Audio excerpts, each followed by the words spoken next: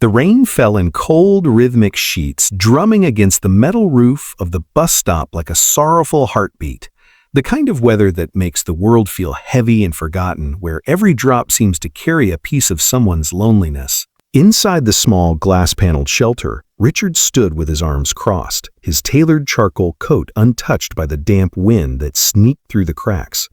He was a man who wore wealth like armor. Every polished cufflink and hand-stitched seemed a declaration that he had conquered life. CEO of a multinational construction firm, he had built bridges and towers across continents, but his private life was a silent ruin, marked by the hollow ache of losing his wife to illness 6 years ago. Beside him, his 7-year-old daughter Lily clutched a tiny pink umbrella, her bright eyes scanning the world with that innocent wonder only children possess. On the cold metal bench, barely visible in the dim light, sat a young woman. She couldn't have been more than 24, huddled inside a thin gray coat that was frayed at the sleeves, the fabric so worn it looked like it might surrender to the next gust of wind. She clutched a worn leather bag against her chest, her fingers curled around it as if it held something more valuable than gold, something irreplaceable.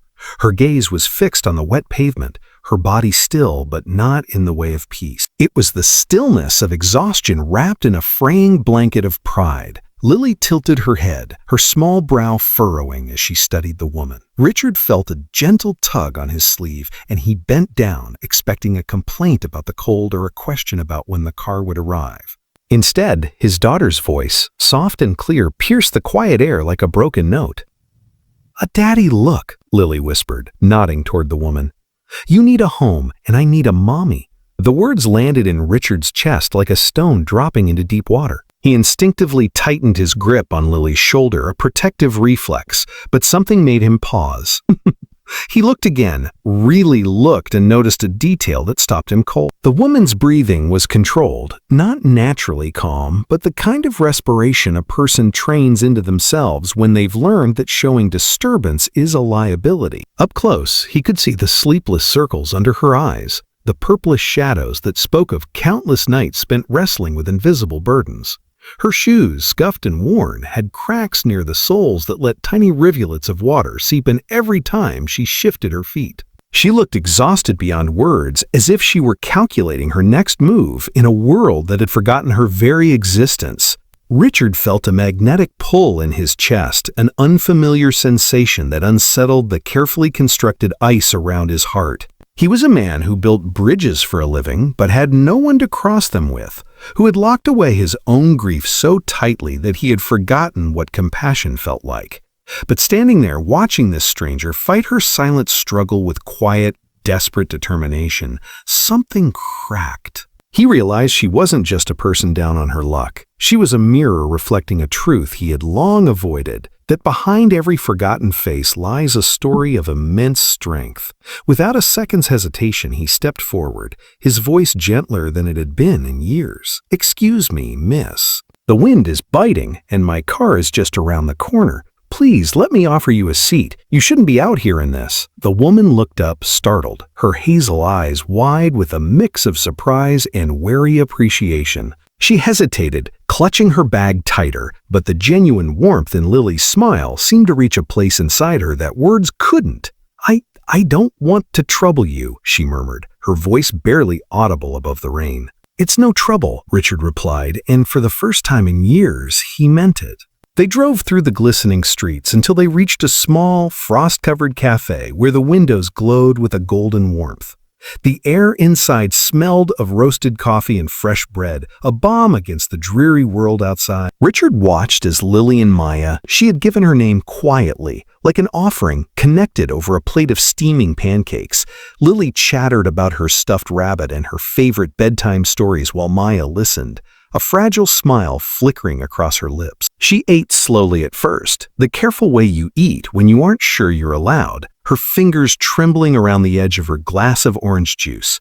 As the warmth of the cafe seeped into their bones, Richard gently asked about her story. Maya's words came in fragments, stitched together with pauses. She had once been a college student with bright hopes, the first in her family to pursue a degree. But life had kept knocking her down. A sudden illness, the loss of her scholarship, a string of jobs that barely paid for a room in a shared apartment that eventually fell through. She wasn't asking for pity. She spoke with a dignity that made Richard's throat tighten. He recognized that defiance, that refusal to break, and he understood that money can acquire almost anything, but it cannot buy the way a child looks up at someone with trust or the quiet courage it takes to survive. Right there, in that humble cafe, Richard made a decision that shocked even himself. Mia, I run a large firm, and I've seen enough resumes to know that real talent doesn't need a certificate to prove itself. I'd like to offer you a position as an assistant. It's not charity, it's an opportunity. You have a spark that life hasn't managed to extinguish, and that's rarer than you think. Maya's eyes filled with tears she refused to let fall. She whispered her acceptance, and Lily clapped her hands with a joy so pure it seemed to push the last of the rain clouds away. Weeks passed, and Maya brought a heartbeat of a home rediscovered to Richard's sprawling mansion. She arrived early, stayed late, and handled every task with a meticulous grace that impressed even the most cynical members of his staff. She helped Lily with her homework, braided her hair in intricate patterns, and filled the echoing hallways with laughter that had been absent since Richard's wife passed. Yet there was something elusive about her, a shadow that crossed her face when she thought no one was looking. Richard's head of security, a gruff ex-military man named Harris, noticed it first. He reported to Richard that Maya had been seen frequently checking the expiry dates in the industrial kitchen late at night, sometimes slipping prepackaged food into her bag. Harris assumed the worst. "She's stealing, sir," quietly. "But it's happening," he said, his tone heavy with suspicion. Richard felt a knot form in his stomach. He didn't want to believe it, but the evidence nagged at him. One evening, he decided to follow her quietly, keeping a distance as she walked through the city's rain-slicked streets toward a rough neighborhood where the street lamps flickered and the buildings leaned like tired old men. She stopped at a cramped apartment complex where the heater had been broken for weeks, according to the faded notice in the lobby. Richard watched from the stairwell as Maya entered a small, unheated room on the third floor, its single window covered with a plastic sheet to keep out the worst of the cold. What he saw inside shattered every assumption he had held. The room was sparsely furnished, but it was packed with children, 5, 6, maybe 7 of them, ranging in age from 5 to about 12. They gathered around a wobbly folding table as Maya unpacked her bag, revealing not stolen luxuries but simple, nutritious meals she had carefully saved from the cafeteria's surplus with the kitchen staff's quiet permission. She had bread, fruit, and cartons of milk, all within their expiry dates, but still perfectly good, food that would have been discarded otherwise.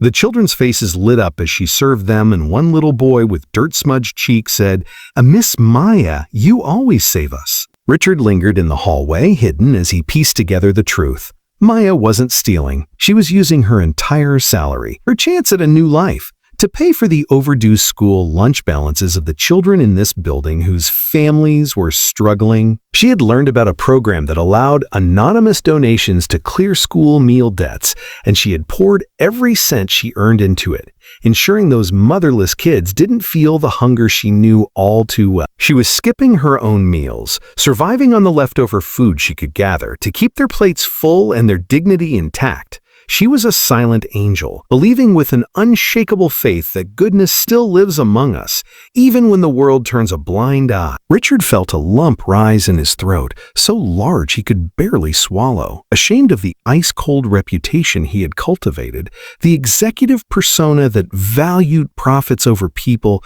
he stood in that dingy corridor and wept. He had been chasing millions, accumulating assets and accolades, while this woman who had nothing carried a heart of gold that weighed more than all his achievements combined. He had lost the ability to feel for others, and here she was, a living lesson that true worth is measured in compassion, not currency.